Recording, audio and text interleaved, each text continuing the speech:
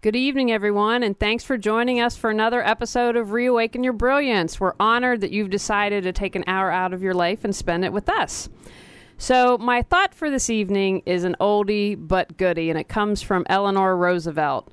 No one can make you feel inferior without your consent. So the next time someone might have irked you, irritated you, or made you feel less than, take a step back and remember there's something inside perhaps that you can work on. Now I'm going to tell you about tonight's guest. Mara Bishop is an intuitive consultant, shamanic practitioner, teacher, author, and artist. Mara combines intuitive consultations, shamanic healing, and energetic healing. Her personal evolution counseling provides each client with an integrated approach to spiritual healing, personal growth, and emotional well-being.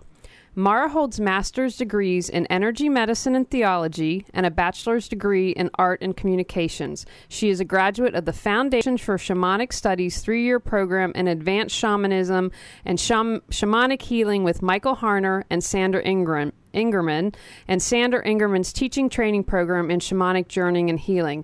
Mara is the only Harner certified shamanic counselor in North Carolina and is also a Reiki master. She's the author of Inner Divinity, Crafting Your Life with Sacred Intelligence, and teaches workshops on shamanic journeying and assessing your own intuition and spiritual connections. Welcome, Mara. Hi, Julie. I'm so thrilled to have you here. One of the reasons why I wanted to have Mara on is she's someone I have personally worked with, and I had one of the most profound experiences I've ever had in healing with Mara, and so I want to share that. We'll get to that later in the evening, but that's really why I wanted to have her on. We okay? A little bit of a technology glitch. Did you mute your speaker? On the oops, we're having a problem with your connection. We're having a slight problem with Mara's. That's all right. Go on. Okay. So Mara, first of all, when I announced that you were coming on last week, Amnon said, "What's a shaman?" And I told him he had to pay attention tonight and listen to you. So let's start off with that, because that's something that people probably don't know a lot about. So what exactly is a shaman? Well, the word shaman actually comes from a Siberian word, from the Tungus people, and it means someone who's a spiritual healer, someone who sees in the dark. And shamanism is the oldest spiritual practice that we know of on the planet. And we know from archaeological evidence that it dates back at least 40,000 years. And shamanism has been practiced on 6 continents. And a shaman is someone, and I'm just refreshing here, I'm having a little bit of a hard time hearing you, Julie. Let me ask you this technical thing real quick. Is anybody else at home and maybe using the computer on the internet real hard? That will kill your connection. So, is there anybody else there that's using the computer? No. Okay, that's all. So can you hear me now? Yep, we can hear you. So that's interesting. I didn't realize that shamanism has been around for 40,000 years and on all these different continents, because I associate it with Native American rituals. Right. It's something that's really ubiquitous. It's all over the planet. And there are some basic principles that are common to shamanic cultures around the world. And one of them is the belief in the interconnectivity of human beings, of nature, of all that exists. And it's really the shaman's job to help maintain balance between these systems. And that may be, from the larger perspective, working with the ancestors or with the forces of nature.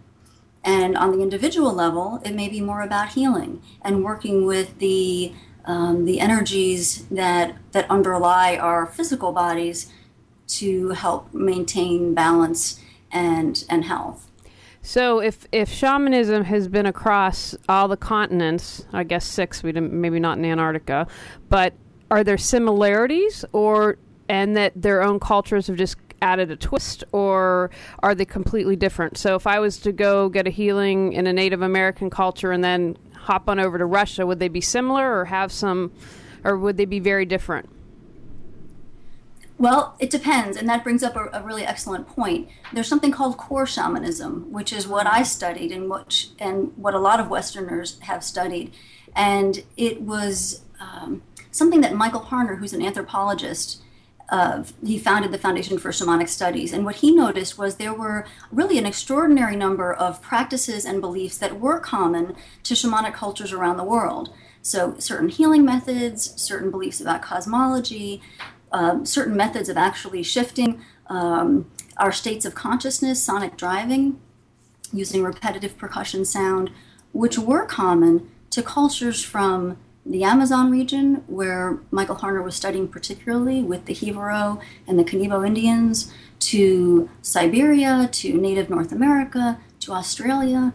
So all of these groups that really didn't have any physical way of connecting to one another had these similar beliefs about how to maintain balance and health within our bodies, or how the universe is made up. You know what I love about that? It's fairly interesting that there are these similarities. What I find very interesting about that, you're the first guest that I've had on that's made that connection of us being greater than ourselves and kind of connecting with nature and kind of the cosmos. I just find that very, very fascinating, because again, just thinking off the top of my head, there aren't a lot of healers or practices that include that.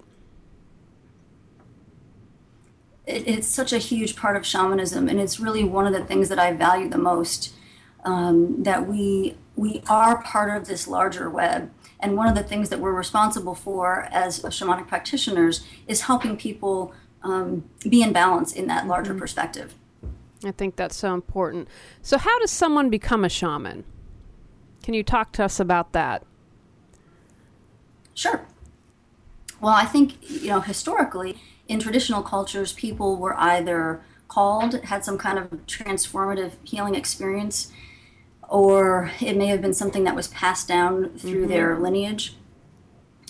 Today, there are a lot more ways that people can learn about shamanic practices and put the methods of shamanism to use in their life, either on an individual level for their own personal use, or to learn from the perspective of becoming a practitioner and helping other people. So the first thing that you would want to do, I would say, is to start living your life where you start to become aware of how you are connected to the world around you, becoming sensitive to nature, becoming sensitive to how you relate to other people. There are ways that we can become more shamanic in our outlook first. Right? Recognizing the web, recognizing that our environment is affected by us and we are affected by our environment. So then the next step, more practical step, would be, how do you get some training? And I would suggest, I went through the Foundation for Shamanic Studies, a reputable, solid, balanced organization. You can't find better teachers than through the Foundation, or through people like Sandra Ingerman, or people that have been trained through that organization. There are, I know that we were talking earlier, Julie, and you wanted to help people make sure that they found someone who had integrity and to make sure that you had a safe experience. And I think that's a very reasonable question. There's a website called shamanicteachers.com. And I have a few resources on my website to help you kind of funnel out to find some other places to do research about shamanism, and to find shamanic practitioners, and to find shamanic teachers. So you can go to my website, which is wholespirit.com. But Sandra Ingerman does a lot of training of practitioners and teachers, and I think she has just such an extraordinary level of integrity that she has got a good vetting process for people that she puts on her list. And Mara, I just want to remind, people are looking for practitioners. I just want to remind everyone, if they have a question for you, they can call in at 919-518-9773, or they can chat in a question. I'm monitoring the chat if you have a question for Mara. And if you want to Skype in, because I know we have listeners across the country, you can call or Skype Computers 2K Voice. So I'm sorry, go ahead. And so can you talk a little bit about you're Harner certified. So what does that mean?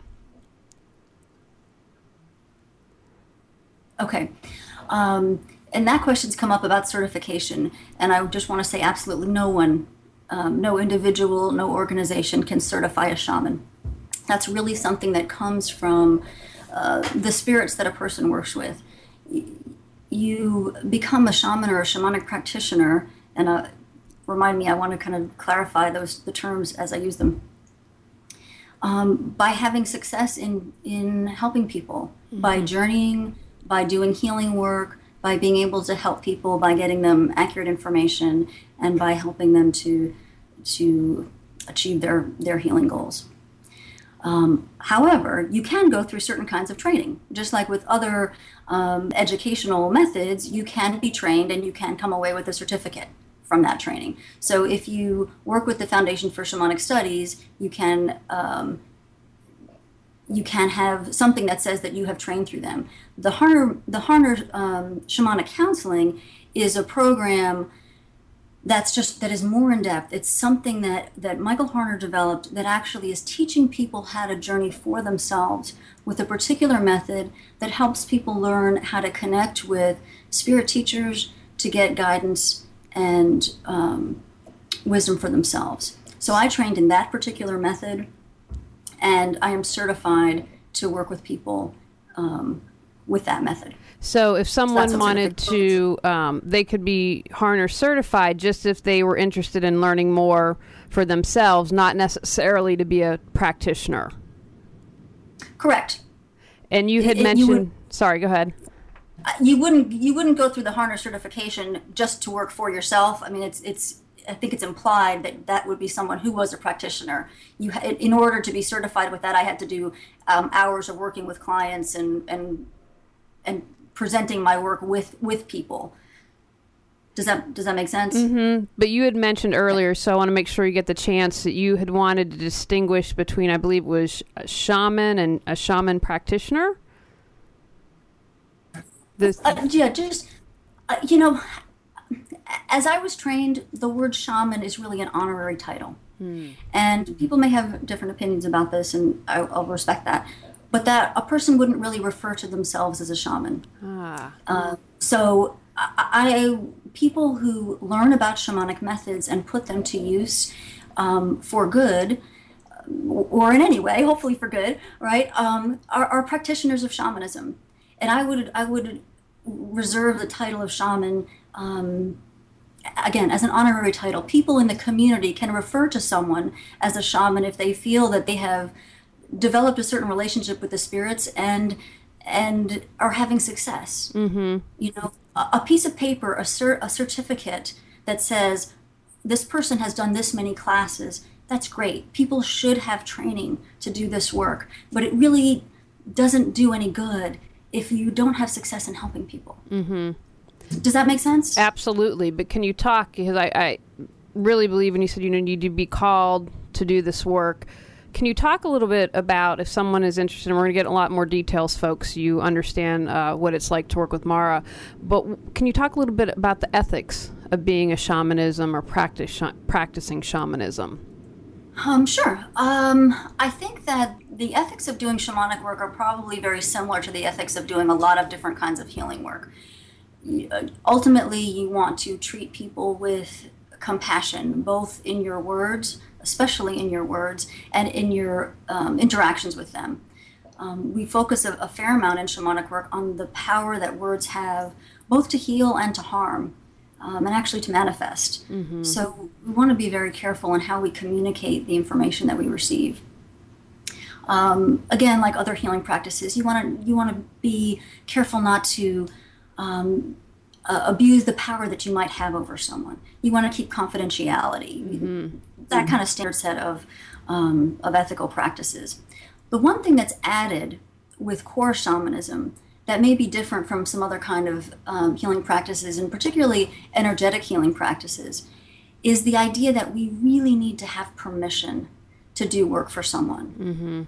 Mm-hmm. Express permission.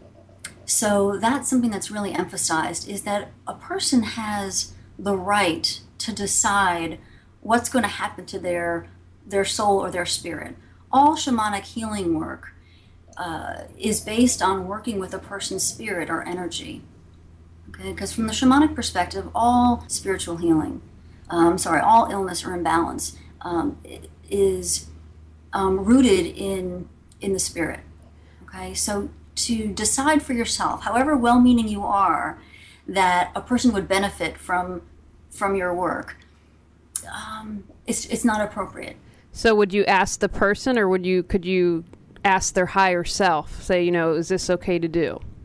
You really need to ask the person in the vast majority of cases. If someone is in a coma, there are different ways that you might work in that case. But if a person is an adult and they're functioning, you really need to ask them. And we could talk about a lot of different situations in that. I'm not sure if we want to kind of go into a whole lot of the exceptions right now, but the basic rule is you really need to ask permission.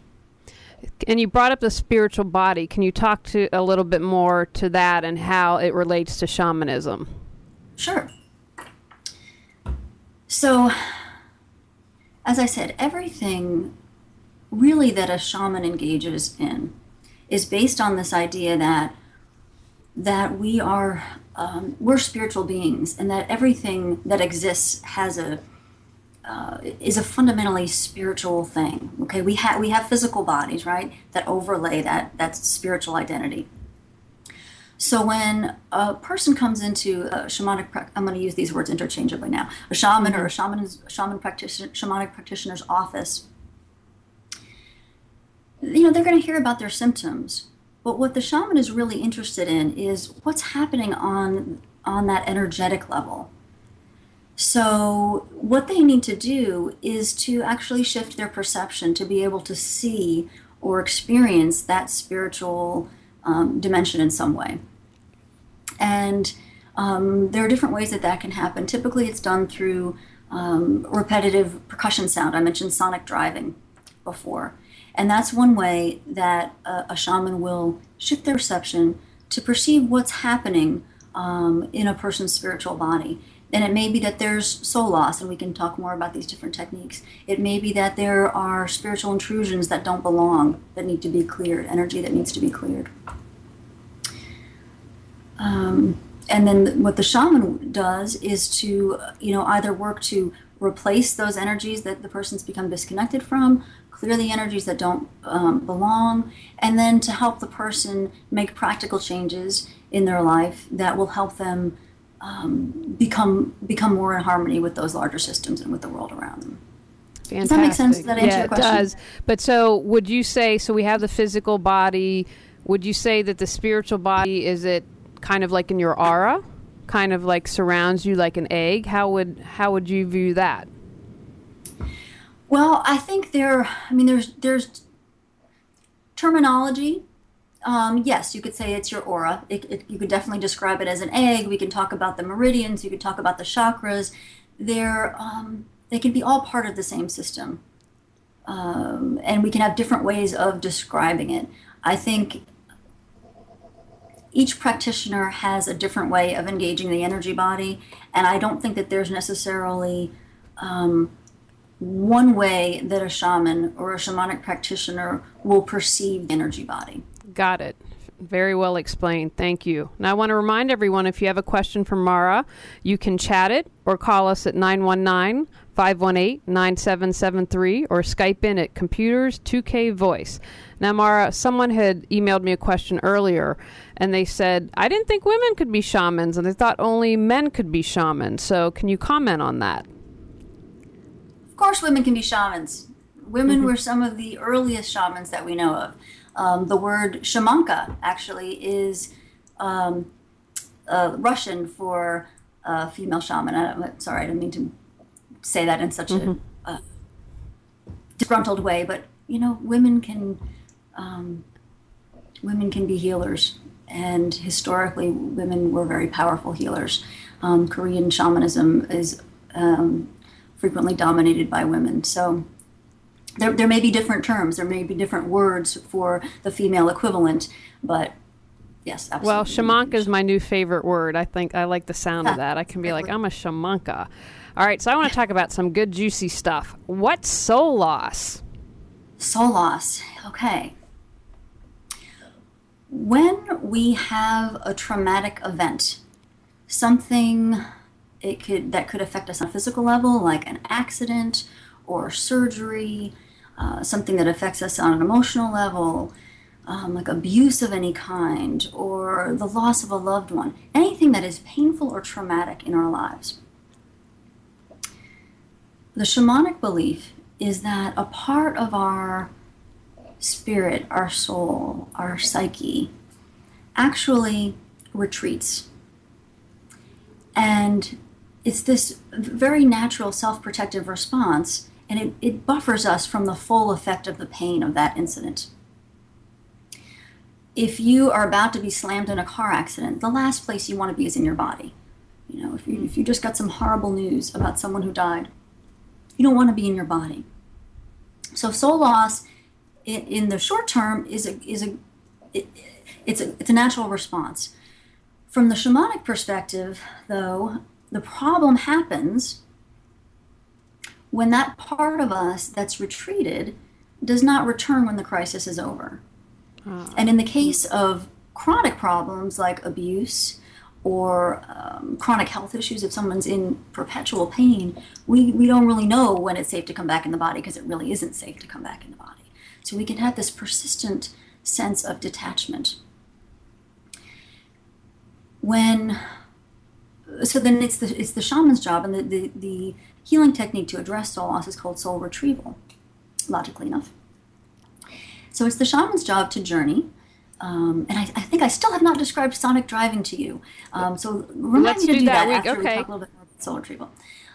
It's the shaman's job to journey, to enter into an altered state, to journey and identify where this part of the person's essence is, and to bring it back to them.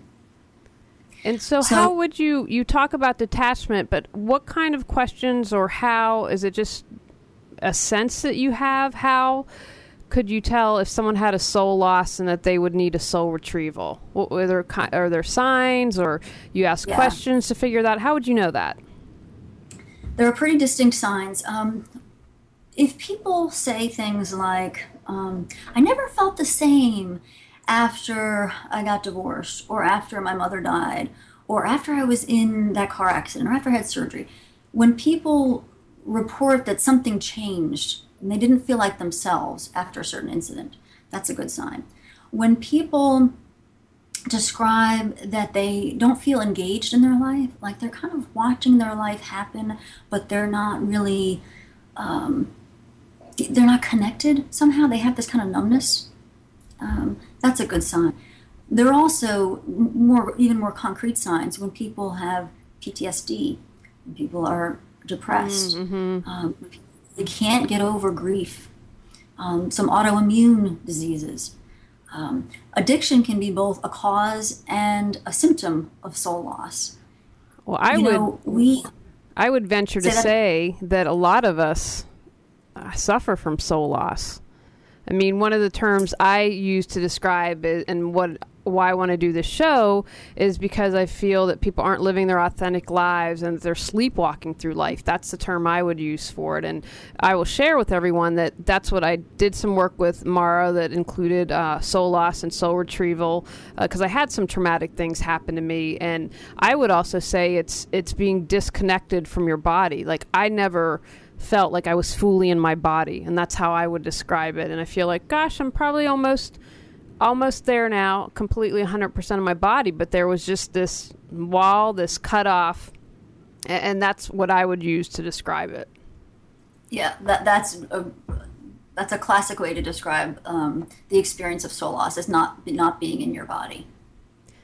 And so could you tell us, walk us through, so someone, if you did a soul retrieval for someone, what would you do? And I'm happy to share, it really and truly was one of the most profound experiences I had. I remember at one point just kind of being like this with my arms outstretched, and I'm not someone that will, even if I weighed 100 pounds, will ever be light on her feet, but I felt this lightness within my body, and I peaked at one point, I have to admit, because I was like, wow, I wonder what she's doing out there. And I could feel you. Again, I've never experienced anything quite like this, pulling something from my body. I mean, I don't know what you were doing, but something that was black and yucky didn't need to be there, and you pulled that out. So I would love, you can talk about that experience we had, or kind of, if I remember correctly, you were on a couch and you took a little journey, I believe, to get the soul back. And I'd love for you to describe that in detail to people, because I think it's fascinating. Okay, absolutely. And I think the part you're describing of that pulling out, that's actually an extraction. So can you tell us what an extraction Julie, is? I've lost you. I can't hear you anymore. Can you hear us now? Yes. Okay. Can you? Yeah. Okay. So let me talk a little bit about both. And a lot of times we'll wind up doing both of those techniques in a series of sessions, because it kind of makes sense. If a person has part of their energy field that is missing, there's something that fills that gap. Nature doesn't really leave spaces very often. So if, to your comment that many of us have soul loss, you're absolutely right. Many of us have gone for our whole lives accumulating soul loss, and then energies that don't belong have a tendency to fill into that space. And shamans believe that often that is the energy of emotions that can take form and accumulate in our body and cause illness.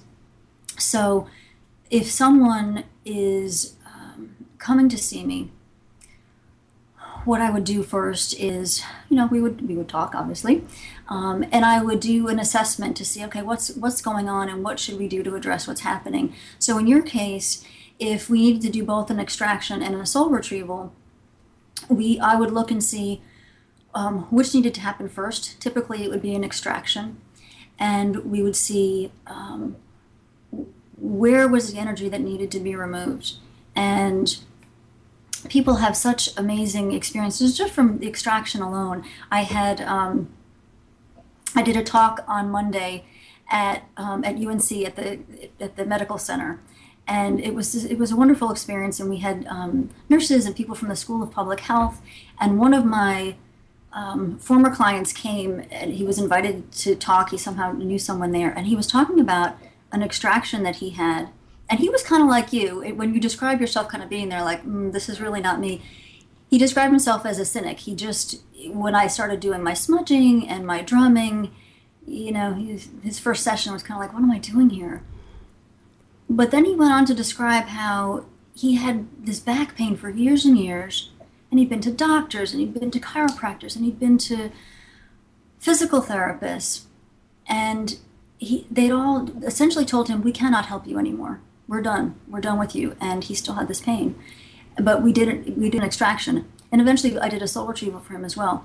But typically the person would lie down on the table. I would sense where the energies that don't belong are. I would work to clear them. And in the case of this gentleman, he would call me back and say, the pain is gone.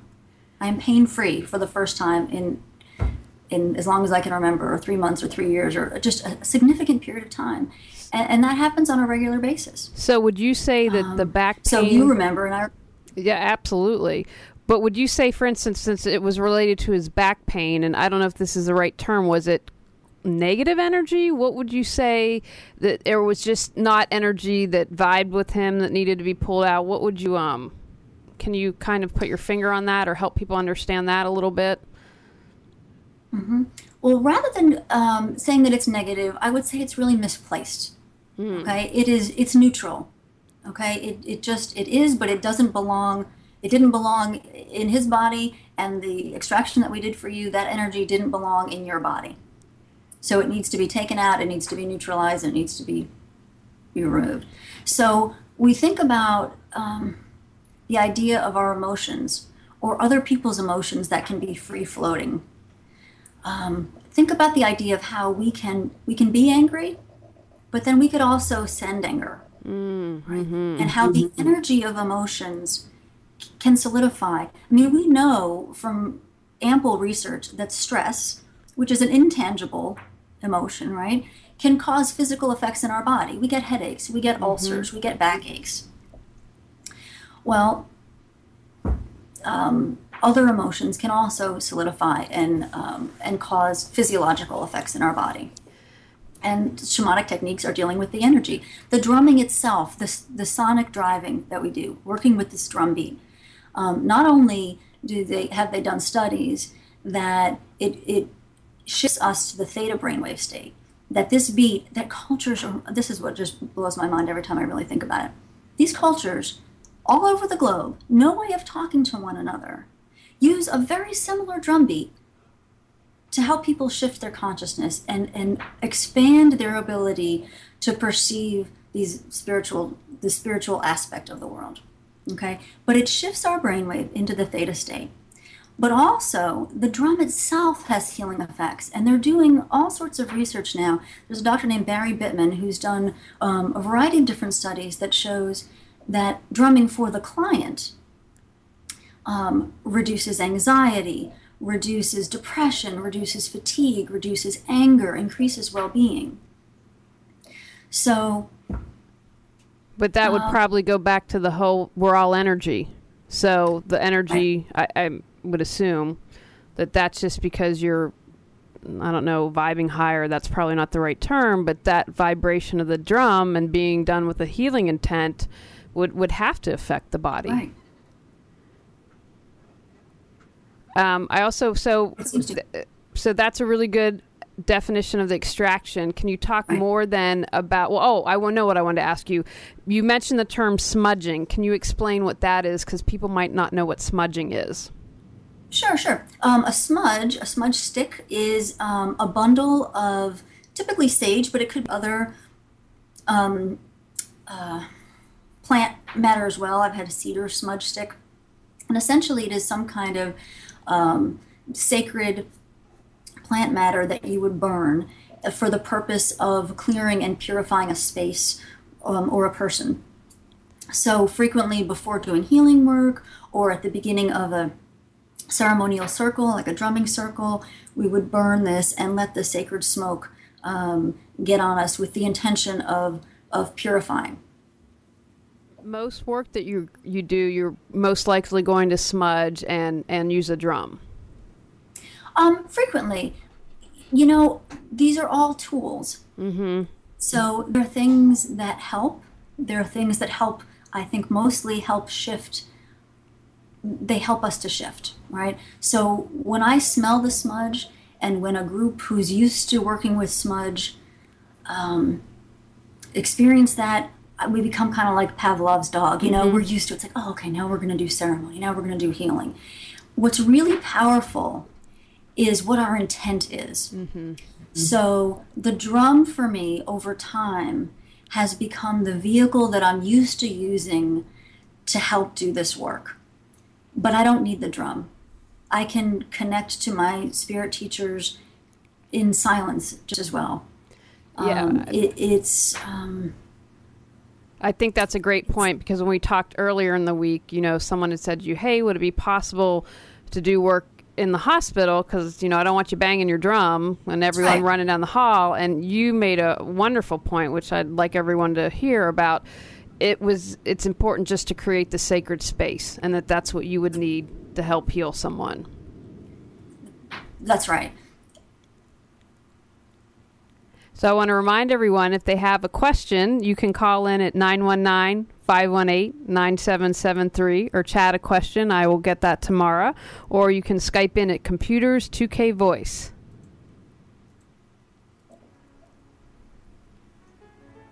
You are tuned to Reawaken Your Brilliance on the Nissan Communications Network. Listen to some of our other programs like Computers 2K Now with Amnon Nissan, Sundays 9 a.m. to noon. Attitude for Business with Mike Sink, Mondays 3 to 3:30 p.m. Breaking Free with Marilyn Shannon, Mondays 8 to 9 p.m. And if you tuned in too late, you can always watch the program in its entirety or download an MP3 audio file of it at www.nissancommunications.com. So, can you tell us, I think you did a great job explaining extraction. Can you talk a little more, Mara, about a soul retrieval and what that is and what you do when that happens? Absolutely. So the the person who's coming to see me, the client, basically relaxes and has an intention of being open and welcoming that energy back. I would journey with an intention of retrieving any of their essence that is ready to come back and be helpful. This is not work that's about retrieving lost memories or making anyone relive any past trauma. And what I perceive in my journey is sometimes a literal description of something that happened to them. Mm-hmm. I had a client who came to me. She was having a hard time, and she didn't really tell me exactly what was happening before she came, but she was clearly struggling. And I know she'd had a car accident and she had some physical injuries.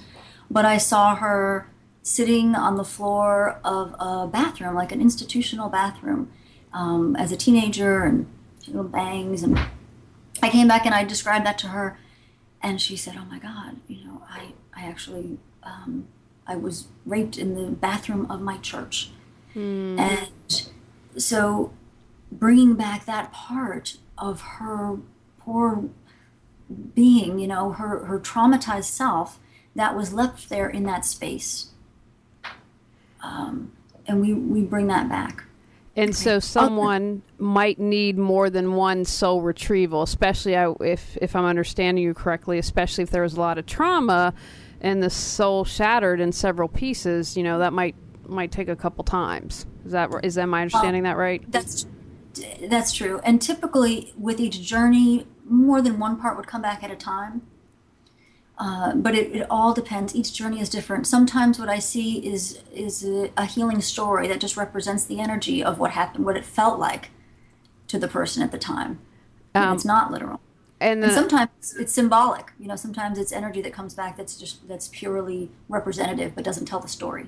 And so when we did the soul retrieval, and again, correct me if I'm wrong, because it was a few years ago, but I remembered you were on a couch or something, and then you went on the journey for me to get it.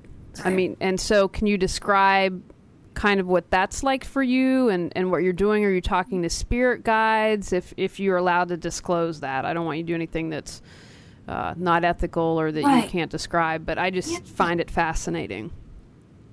Yeah, anytime that a practitioner is going to do shamanic work, they're working with a spirit guide of some sort. That's kind of the foundation of doing shamanic work.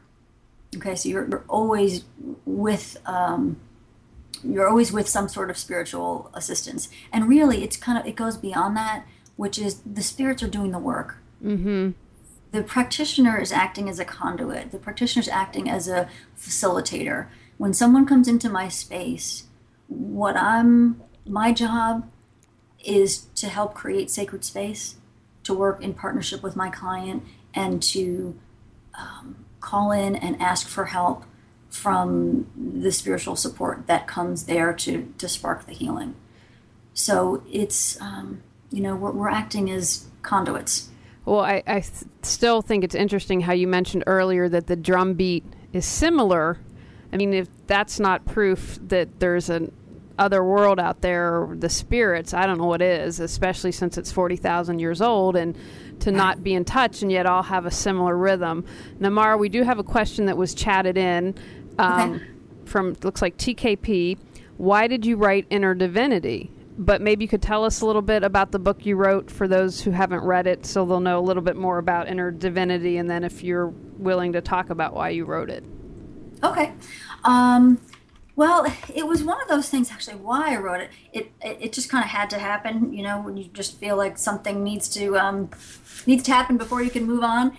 But what I really wanted to do was condense a variety of different kinds of learning that I had and different experiences that I had. So what it really does is kind of organize what I think is so important for people, whether it's in the shamanic work or the intuitive work. And you mentioned in the beginning that I do this personal evolution counseling, and that combines the different methods that I use.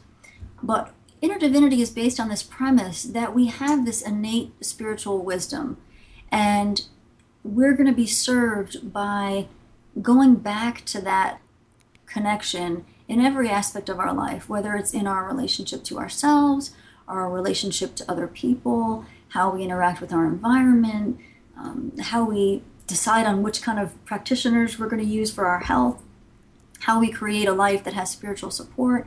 So I've kind of divided the book into those subsets and given people practical advice about how they can connect to their own inner divinity in different ways in their life, and hope to just give just a plethora of different exercises that people can choose from that are really accessible. And I think it's so important because we do everything we need to know we have inside. And, you know, Right. all the guests I have on the show, in their own special way, they help facilitate that we can't, if whether or not we can't get neutral, we can't see it. But we have the wisdom inside. You're just helping us get it out. Exactly. At least that's my goal. And then I've got a CD too that has guided meditations that people say really helps them connect both to their energy bodies and also connecting to their own sources of spiritual guidance. And then, of course, I teach journeying and I teach intuitive development. So there are classes. I've got an evolving shamanism class coming up in January that people can take. And you can get the book on the website. I mean, there are lots of different ways. And one of the things that I really emphasize in inner divinity is there's no one way to do this. Mm-hmm. There's no one way to connect. The challenge is finding which way works for you. You know, shamanic practice worked for me. I did it one time and said, oh my God, this feels like home. I have to do this more. I have to do this always. Someone else may try it and say, not so much. Let me do something else. Now, there's not one right way. Before I forget, because this was another interesting thing I brought in, and I would hold it up, except that it's we're not going to be able to see it too well. I believe this was after we kind of did an extraction, soul retrieval. We had a lot going on that day, but then you did a symbol for me, and I can't remember what you called it. Can you tell people a little bit? I don't know if you want to say message from the spirit world. Sure. Can you talk about a little bit about that is and why you do that? Sure. The symbol that you... We're here. Okay. I lost a little bit of the end of what you said, but I'm going to talk about that soul remembrance symbol. Yes, I couldn't remember what it was called. So if you can just explain why you do that and a little bit about that. Okay. So the soul retrieval, and I think I kind of got off onto the extraction, but once a person has the soul retrieval, and we bring back that part, the parts that they've become disconnected from, then we start to focus on integrating and making changes in their lives that are practical to help really put that energy to use. And that's going to kind of determine how much you get out of the work. And the soul retrieval process itself, you can span several different sessions or kind of techniques. So the one that you're referring to is called soul remembrance. And that's actually a journey, another journey that I would take for you. And there is part of this where I actually make the client do some work for themselves in my office. But this one, I would journey for you, and I'm asking specifically for a symbol that represents a gift or a quality or even a challenge, something that you came into this life with that you need to be reminded of, and a symbol that represents that you can use to experience that in kind of a non-verbal way, that you can take it in visually or symbolically, that you might want to use in meditations. So it's something that kind of spans a lifetime. And it was interesting, I shared with Mara, I think yours was optimism, which I would have said at the time that I knew Mara, I definitely didn't have optimism. I definitely saw the glass as half empty. I think because I had been struggling with some really big issues and had figured out, okay, this happened. Now how do I heal it? How do I move forward? And I think I'm a completely different person, and I would say I'm definitely an optimistic person. So, but I definitely, no doubt, needed to be reminded of it then. So you were spot on, as they say. And I want to remind everyone, if you have a question for Mara, we had a great question on chat. Please don't hesitate. She's the expert. She's here to answer your questions. You can call in at 919-518-9773, chat a question, and I'll ask for you, or Skype in at Computers 2K Voice. Now, I also want to ask you, animals have a huge part in shamanism. And, I think that gets back to it's the cosmos and nature and seeing everything as connected. Can you talk about this and how animals relate and an animal totem, and share all that with us? Sure. As you said, the concept of having an animal spirit.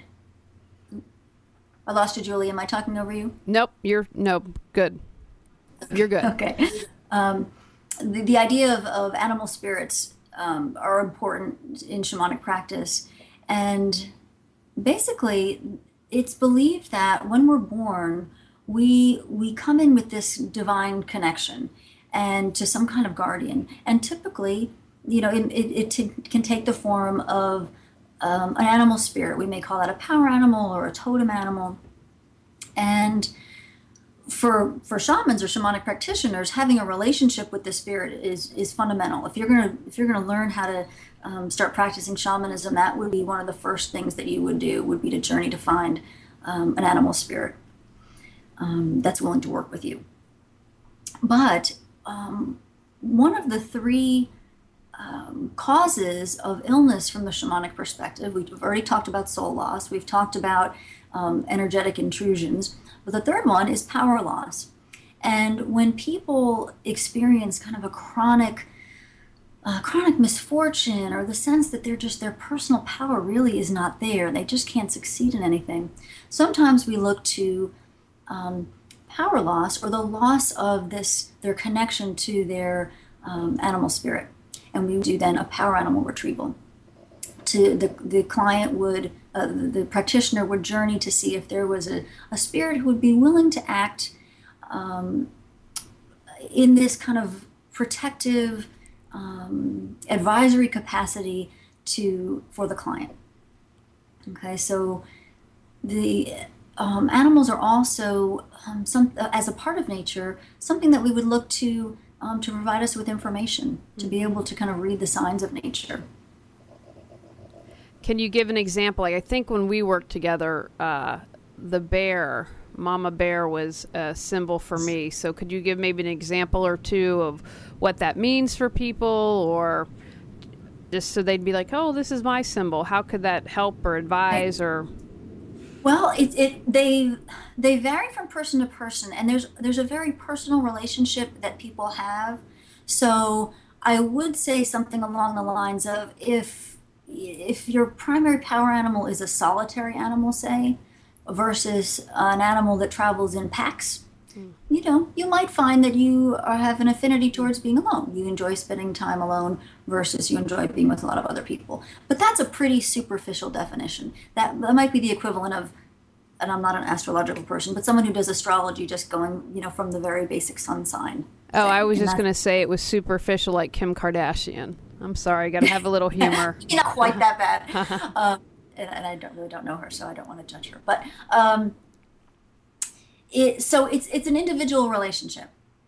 Okay, an example of people connecting through this work with animals. I was mentioning the client that came and talked with me at UNC.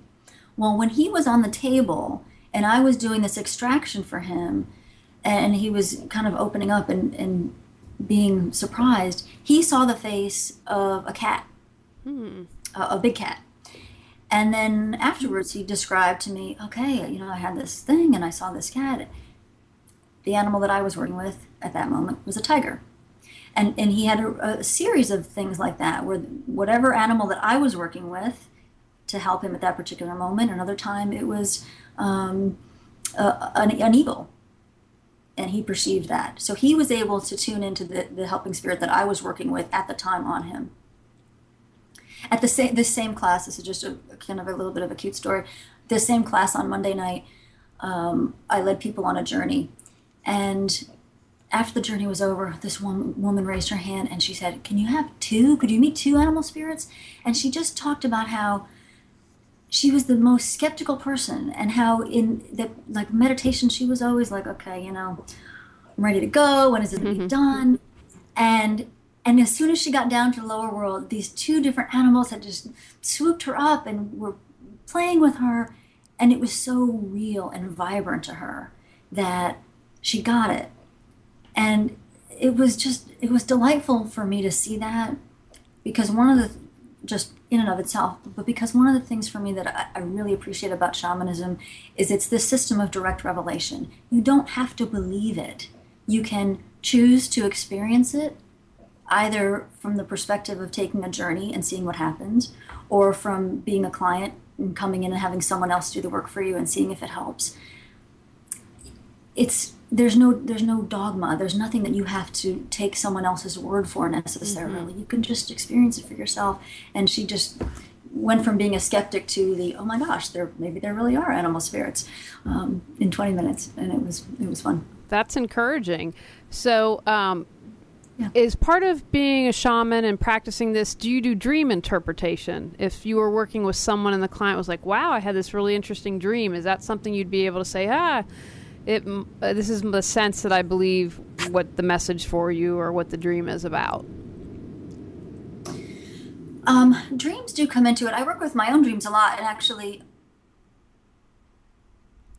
I lost you again there, Julie. I'm sorry. No, that's right. I haven't said anything. I'm not talking over you. Nope. Go ahead.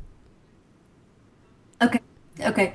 And actually, precognitive dreams were some of the things that really way back got me into doing intuitive work and just recognizing that the world was a little more complex than I thought. So I think about dreams somewhat in the same way that I think about journeying when it comes to interpreting other people's. That the symbols that we encounter in both dreams and journeys, the experiences that we have are so personal that the role of the practitioner is really to act as a facilitator to help someone interpret their own. Okay? What shoes mean in my journeys and what shoes mean in your journeys may be very different. That there may be some archetypal meanings that we can talk about in both those experiences, but I'm pretty judicious about making pronouncements about what a person's dream means or what a person's journey means. But I'm always happy to talk about how we can work through the process of either journeys or dreams. I won't get into my own dreams, but working with precognitive dreams is something that I do a lot for myself and encourage other people to as well. It's definitely something that I recommend for people to work with on their own as far as recording them and tracking them, because it really relates to connecting to your subconscious and messages coming through that can help you very practically. Can you also give us a few examples? You've mentioned the man that came in that had back pain. I came to see you just to kind of heal some trauma. Are there other things, like, for instance, do people come to see you if they're anxious or they're depressed? Can you maybe talk about that a little bit, what you found that seems to work well with you? Yeah, absolutely. And actually, if I had to say there was one focus, I would say many people would come more for the depression and the emotional kind of issues rather than the physical, although people come for physical things as well. And I was really struck, actually, when I was looking to find your file today. I was looking through it's been a number of years, actually, since you came. It doesn't feel that long. But I found myself looking through a lot of my client files, and I was really struck by these kind of similar refrains in the notes column of people coming in and feeling depressed, and exactly what you're saying, feeling anxious, feeling angry, feeling stressful. And then a few blocks down in my notes, they say kind of, I don't really know why. I don't really know how, but I feel optimistic. I feel like I can handle my life better. I don't feel so angry anymore. I feel more connected to my intuition. I feel more connected to nature. I had a woman who was depressed, and she was a professional writer, and she said she had writer's block, and she was crying all the time. And she wrote me and said, people are noticing how much better I am. I am not depressed anymore, and I can write. I had a woman recently that we did soul retrieval, and one thing that she said to me really struck me, because you know how we were talking about this idea of having these kind of spiritual empty spaces when you have soul loss. And after she had come a couple of times, she said, she was having, as I said, she was having depression and she was having some grief issues. She said, when I leave here, I feel like I have a purpose and I can contribute. She said, I feel full. I feel like I'm full when I leave here. So it was like she was really able to perceive that spiritual reconnection with her natural energy, with her natural resources. And that was wonderful to see. That's fantastic. And, people are also starting to recognize, I'm sorry, go ahead. No, go ahead.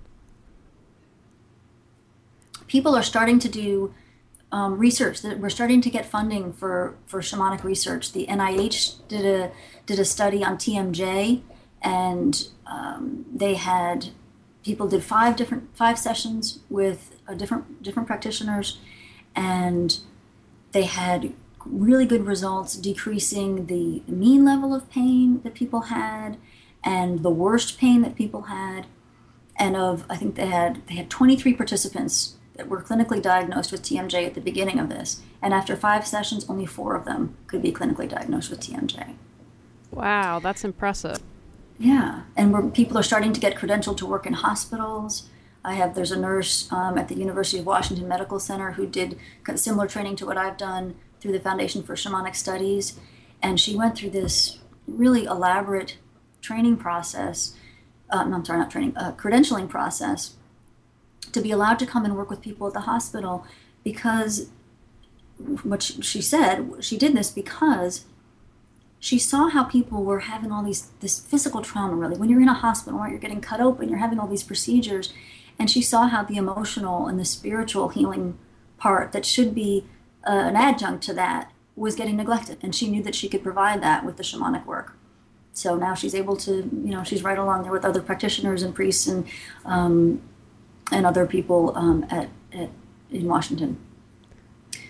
I've got other examples of that. I actually had a friend here last week from Alaska. This was interesting, and he's a chef, and he threw his back out, and he went to the hospital in Anchorage, and he said, he could barely walk, and he was in so much pain, and he was pretty desperate, but they wanted to give him steroids and a painkiller, and he just did not want to do that. He wanted something that was really going to address the problem, and anyway, he kind of butted heads with the people there, and they finally said, we really can't help you, but we can send you to our traditional medicine program. And he said, okay. And they sent him to a shaman who worked at the hospital. And she looked at his MRI. He tried to give her the MRI, and she said, I really don't need to see that. And she scanned his body, knew what was going on, and he said he left there, he could walk, he felt much better. Well, that gives me hope. I really hope that we're moving in the direction of this country to recognize what you do and other complementary medicine people do. Namara, I just have a couple more questions for you that are really important. Someone might be struggling out there. What advice would you give to someone who maybe can't see the light at the end of the tunnel, or that's in a lot of pain? What could you say to them right now, maybe to encourage them or help them? I think that when we are struggling, we have a tendency to think that we are alone, and that we are the only one having that experience. So what I would recommend is that you first hear me when I tell you that you are not alone. And that even if it feels like your pain and your struggle is unique and insurmountable, it truly isn't. And reach out to someone. It doesn't have to be someone like me or another practitioner, although sometimes that makes it simple. But find a friend, find someone else to share your experience. We need to remember that we are part of the web, we are connected, and we need to form community. By reaching out and sharing your suffering, you will help someone else as well. Fantastic. I think that's wonderful advice. And I'm also a big fan of getting up off the couch. So what one thing can you tell our listeners that they could do today or tomorrow morning to reawaken their brilliance? Figure out, if you don't know already, what it is that makes you joyful. I ask people that sometimes, and a lot of us don't know. So if you don't know, your to-do list is think back and figure it out, or start exploring to find it. If you do know what brings you joy, do it as much as you possibly can, whether it's something really simple, like gardening, or, I just got these bees. I love them just absurdly. Do something, whatever it is. It could be something small, as I said. It could be something big, like exploring a career that is unconventional. But find what brings you joy and do it. It affects you. It affects every cell of your energy, and it ripples out to other people. And that comes back at you. If there's one thing you can do, is find your joy and pursue it with all your might. Now, Mara, if you had mentioned earlier you've got a workshop coming up in January, can you tell people how they can find out more information about you? Yes, everything that you want to know about me, you could probably find at wholespirit.com, WHOLESPIRIT.com. You can also shoot me an email to mara@wholespirit.com if you have any questions. There's a blog on that site. That's probably the best way to get more information about the classes. And that's a journeying class. It's an introduction to journeying class in January, and it's the beginning of a series for more advanced work in journeying. And I think I'll also have an intuitive development class coming up in March. And if you want to get on my email list to get announcements about when I'm going to have talks or events, there's a contact form on that website to sign up. Well, thank you.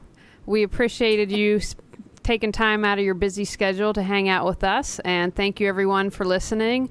Namaste. Thank you so much, Julie. It was a pleasure. You are tuned to Reawaken Your Brilliance on the Nissan Communications Network. Listen to some of our other programs like Computers 2K Now with Amnon Nissan, Sundays 9 a.m. to noon. Attitude for Business with Mike Sink, Mondays 3 to 3:30 p.m. Breaking Free with Marilyn Shannon, Mondays 8 to 9 p.m. And if you tuned in too late, you can always watch the program in its entirety or download an MP3 audio file of it at www.nissancommunications.com.